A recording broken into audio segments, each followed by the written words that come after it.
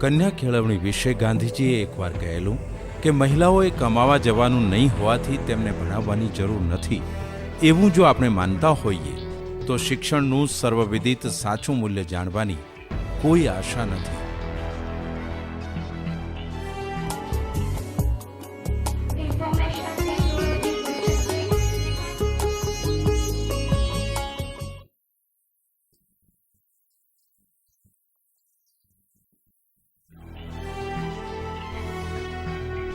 ગુજરાતમાં શિક્ષણને રાજ્ય સરકારના એજન્ડામાં ટોચની પ્રાથમિકતા અપાઈ છે. કન્યા કેળવણી, વાંચે ગુજરાત અને તેના જેવી અન્ય યોજનાઓએ કન્યાઓમાં શિક્ષણના વ્યાપ માટે અત્યંત જરૂરી એવું ઉત્તેજન પૂરું પાડ્યું છે. આજની ગુજરાતી નારી શિક્ષિત, નિર્ભય અને સશક્ત બની છે. ગુજરાતમાં અક્ષય પાત્રની પ્રવૃત્તિએ તેમાં નવું બળ ઉમેર્યું છે. અક્ષય પાત્રે બાળકોને શાળાએ આવવાનું અને સતત આવતા રહેવાનું એક સબળ કારણ આપ્યું છે.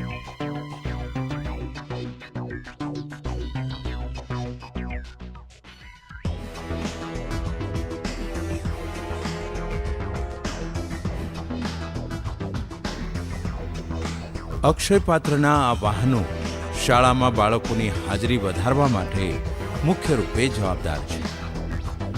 વર્ષ 2000માં બેંગલુરુથી કેવળ 1,500 બાળકોને ભોજનથી શરૂ થયેલી આ સરકારી શાળાઓમાં મધ્યાહન ભોજન સેવા એટલે અક્ષય પાત્ર. છેલ્લા 10 વર્ષમાં તેનો કૂદકે ને ભૂસકે વિકાસ થતો ગયો અને આજે આશરે 13 લાખ બાળકોને ભોજન પૂરું પાડે છે અક્ષય પાત્ર.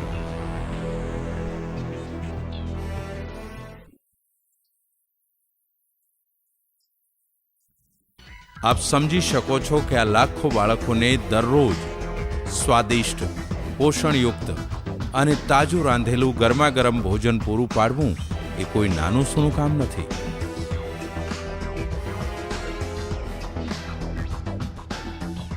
પહેલાં જે બાળકો અનિયમિત અને ગેરહાજર રહેતા હતા તો એમની સંખ્યામાં પણ વધારો થયો છે. સાથે સાથે અક્ષય પાત્રએ જે ભોજન આપવામાં આવે છે એ ભોજનથી સાત્વિક હોવાને કારણે બાળકોની માનસિક રીતે જે સુધારો થવો જોઈએ તે છેલ્લા 1 વર્ષથી અમે જોઈ રહ્યા છીએ. બાળકો પણ દરરોજ નિયમિત શાળામાં આવતા થયા છે. એટલે અક્ષય પાત્ર તરફથી જે ભોજન આપવામાં આવે છે ખરેખર બાળકો માટે એક આશીર્વાદ અને વરદાનરૂપ છે એમ કહીએ તો કંઈ ખોટું નથી.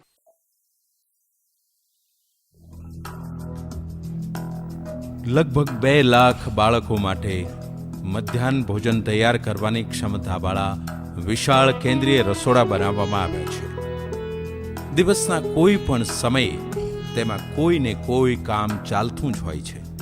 વહેલી સવારે સ્થાનિક બહેનો શાકભાજી ધોઈને સાફ કરે છે.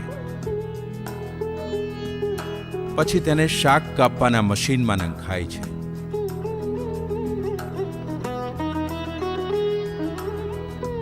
બાળકોને ખૂબ જ ભાવતા બટાટા છોલવા માટે મશીનમાં નાખતા પહેલા ધોવામાં આવે છે.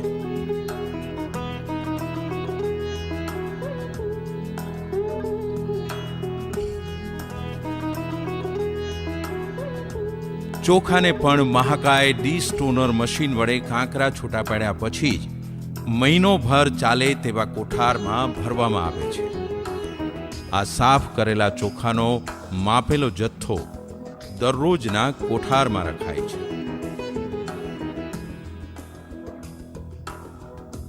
રસોડાના બીજા વિભાગમાં આવા જ વિશાળ વાસણોમાં પુલાવ અને દાળ શાક રાંધવામાં આવે છે.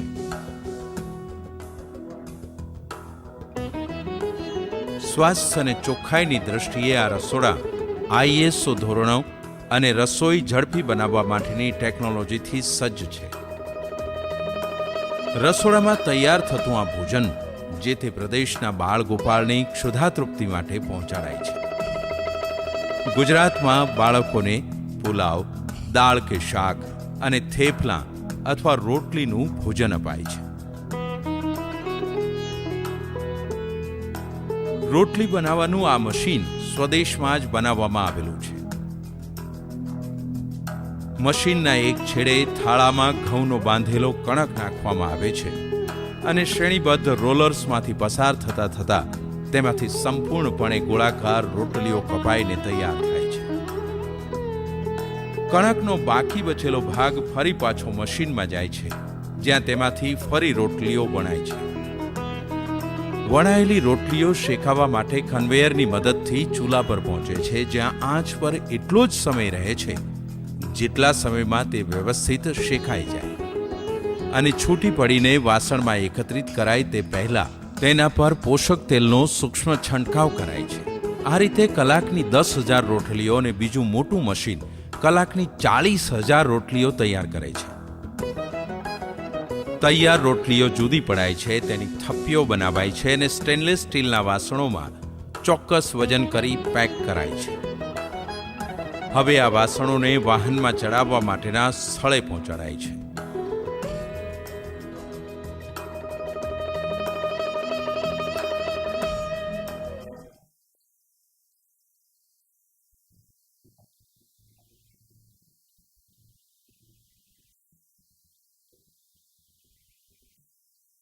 બાળકોને અપાતા ભોજનની વાનગી દરરોજ બદલાતી રહે છે, જેથી તેમને વિવિધ શાકભાજી અને અનાજ મળી રહે. બાળકોના ભોજનમાં મીઠાઈ હોય તો જોઈએ જ શું, અને એટલે જ આ બાળ ગોપાળ માટે સ્વાદિષ્ટ સુખડી પણ બનાવાય છે. ખાસ રીતે બનાવેલા જાડા તળિયાવાળા વાસણોમાં સામગ્રી નાખી સુખડી તૈયાર કરાય છે.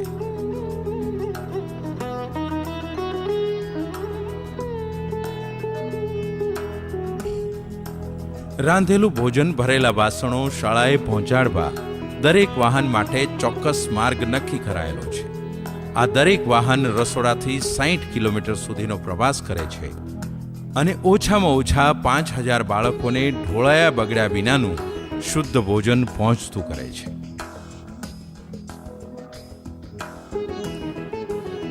પોષક આહારના પરિણામો લાભાર્થી બાળકો ઉપર અનેક સ્વરૂપે દેખાઈ રહ્યા છે. બાળકોની આંખોમાં દેખાતી ચમક તેમનામાં પોષક તત્વોની પૂર્તિનો બોલતો પુરાવો છે.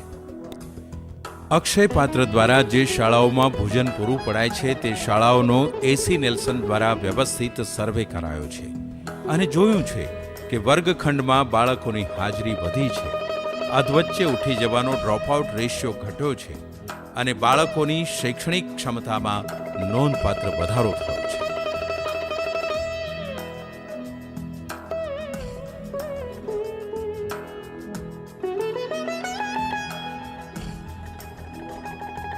આ કાર્યક્રમને કેન્દ્ર અને રાજ્ય સરકારે અભૂતપૂર્વ એવો જબરજસ્ત ટેકો આપ્યો છે.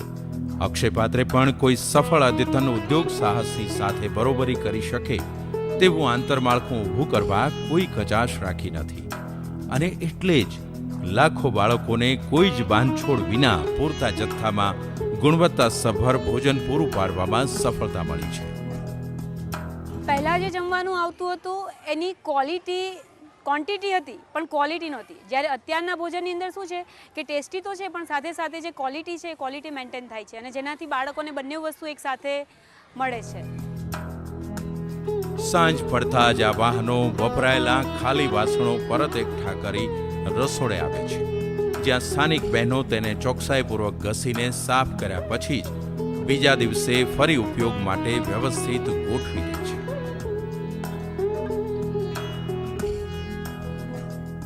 તો ચાલો આપણે પણ અક્ષય પાત્રને મદદ કરીએ, જેથી એ સપનું સિદ્ધ થાય કે એક પણ બાળક માત્ર ભૂખના કારણે શિક્ષણથી વંચિત ન રહે.